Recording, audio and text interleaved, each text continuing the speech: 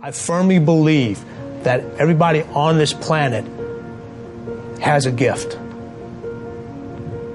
It's your job to figure out what that gift is.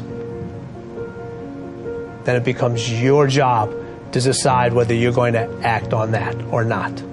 Everyone sees the work that you put in, but it's what you don't see is going to determine how far you're going to get. Action is what builds confidence. It doesn't start with belief. The real way for most of us is not to wait to believe, but to push ourselves to act, and through the action you will build the belief. All the time people say, oh, look in the mirror and you'll see why you're not succeeding. I don't believe that. It's what you don't see in the mirror. That's what's holding you back. It's what you're not willing to see is why talent is not enough. And when you finally see it and accept it and decide to work on it, then you can take that next level. But if you are constantly looking outside of yourself and you don't latch on to your gift, you will never find your purpose. If you want to succeed, you must commit to your own gift and embrace it. Now, this is how you know you're not living in your gift. If when the alarm clock goes off in the morning and you ain't happy about it, you ain't doing what you want to do. See, you fighting upstream. You're going against what God created you for. If your job makes you sick to go to, if you're unhappy with waking up to go to where you got to go, it's because you ain't living in your gift. Some people are born to be teachers, caregivers, nurses, babysitters. Those are gifts. If you're living in your gift, you cool. It's just if you ain't. If you fry chicken better than everybody else, you should be somewhere frying chicken. If you do hair better than everybody else, you should be somewhere doing somebody's hair. Those are gifts. Telling jokes was a gift. They're just not just running, jumping. If you paint, you should be painting. If babysitting is what you really do, you should be babysitting. You doing anything. If you fix cars, you work with your hands. You're supposed to be working with your hands. You do anything else, when that alarm clock go off in the morning, you ain't gonna like it. Now, if you waking up, you going down there, they ain't paying you what you want. You hate your coworkers. You down there, your boss has no business being your boss. I just never thought that anybody should be in charge of me. I always saw myself free. I just want to come to work. This is all I want to do. Bishop Jake said this, that I would hate to die and never do the thing I was born to do.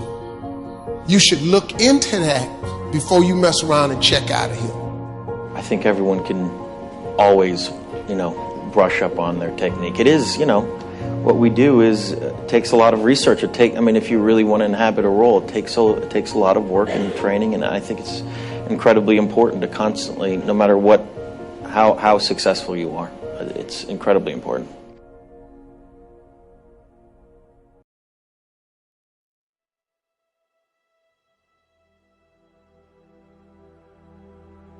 I always believe that natural talent can take you so far, but I think you need to have the work ethic and the drive to achieve your potential. I'd say, my natural talent, probably brought me 50% of the way, but then after that, it was all down to the work that I've done and the volume of work that I've done over the last 15 years. When I really started to take golf seriously and thought about making this a career. One thing we've failed to do in the educational system is alert people that if you're doing what no one has done before, stuff goes wrong. And in fact, if nothing ever goes wrong in what you're doing, if you make no mistakes in your job, in whatever task you've brought upon yourself, then you're not on the frontier. Simple. It's true in science, and I heard it applied to car racing. There's a quote that I'm told, spoken by Mario Andretti. He said, if you are in complete control of your car, you're not in the race. Oh, wow. There's something that you're just not completely in control of. I take that. And only then and that's the same thing I'm describing for when you are on the frontier. We've been getting a ton of questions about being paralyzed with the fear of what other people think. And this is so commonplace. I think every human being on the planet is paralyzed in some aspect or some area of their life because they're concerned about what their parents or what their friends or what their friends on Facebook or what their colleagues or what their upline or their downline or whatever, what their neighbors are going to think. If you are struggling with this and you have not found it helpful to attack your thinking patterns, then here's a trick that I want you to try to break the pattern of being paralyzed by what other people think. I want you to pick one thing that you've been wanting to do, that you've been thinking about, but you have stopped yourself from doing because you're concerned about what other people think. Let me give you some examples. Maybe you've wanted to go on a wellness retreat, but you think your spouse will roll their eyes at you, so you haven't done it.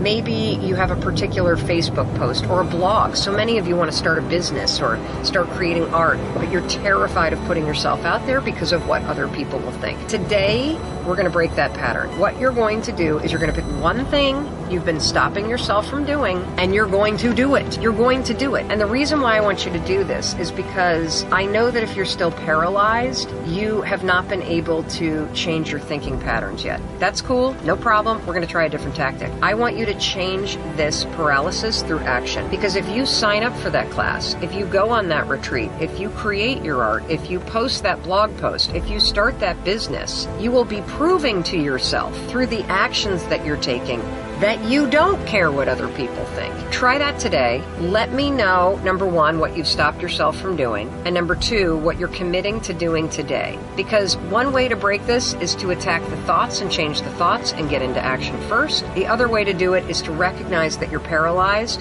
pick one thing that you're going to do, and actually get it done. Persevere. Nothing worthwhile is easy.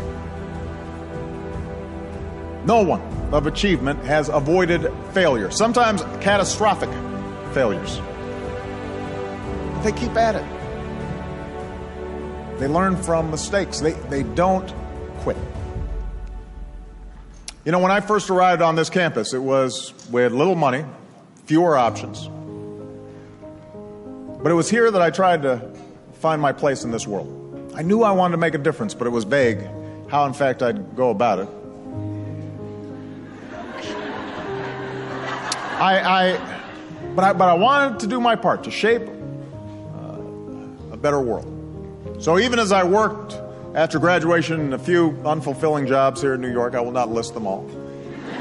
Even as I went from motley apartment to motley apartment, I reached out and I started to write letters to community organizations all across the country. And one day, a small group of churches on the south side of Chicago answered, offering me work with people in neighborhoods hit hard by steel mills that were shutting down, and communities where jobs were dying away. The community had been plagued by gang violence, so once I arrived, one of the first things we tried to do was to mobilize a meeting with community leaders to deal with gangs.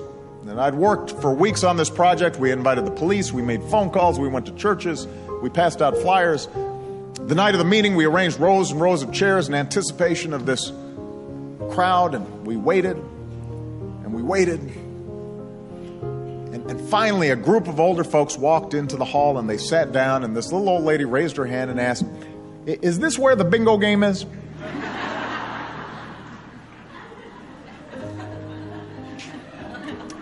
It was a disaster. Nobody showed up. My first big community meeting. Nobody showed up. And later, the volunteers I worked with told me, that's it, we're quitting. They'd been doing this for 2 years, even before I'd arrived. They had nothing to show for it. And I'll be honest, I felt pretty discouraged as well. I didn't know what I was doing. I thought about quitting. And as we were talking, I looked outside and I saw some young boys playing in a vacant lot across the street, and they were just throwing rocks up at a boarded building. They had nothing better to do. Late at night, just throwing rocks. And I said to the volunteers, before you quit, answer one question. What will happen to those boys if you quit? Who will fight for them if we don't? Who will give them a fair shot if we leave? And one by one, the volunteers decided not to quit. We went back to those neighborhoods and we kept at it. We registered new voters and we set up after-school programs and we fought for new jobs, helped people live lives with some measure of dignity, and we sustained ourselves with those small victories. We didn't set the world on fire. Some of those communities are still very poor. There's still a lot of gangs out there. But I believe that it was those small victories that helped me win the bigger victories of my last 3.5 years as president. Can I tell you, your dream is not dead.